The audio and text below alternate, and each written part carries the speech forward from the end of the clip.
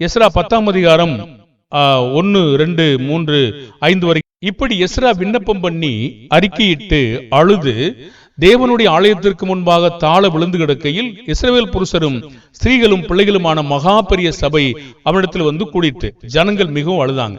எதுக்கு அழுதாங்கன்னு நீங்க பாருங்க. அப்பொழுது ஏலாமின் புத்திரில் ஒருவனாகிய எகியேலின் குமாரன் செக்கடியா எஸ்ராவை நோக்கி, நாங்கள் தேசத்து ஜனங்களில் உள்ள அந்நிய ஸ்திரீகளை சேர்த்துக் கொண்டதினால் எங்கள் தேவனுக்கு விரோதமாய் பாவம் செய்தோம். ஆகிலும் இப்பொழுது இந்த காரியத்தில் இன்னும் இஸ்ரவேலுக்கு நம்பிக்கை உண்டு.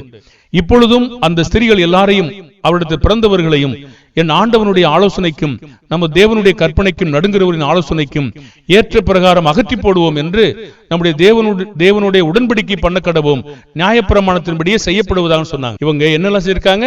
ஸ்திரீகளை சேர்த்திருக்காங்க. ஸ்திரீகளை சேர்த்தது மாத்திரமல்லாம பிள்ளைகளையும் பட்டிருக்காங்க.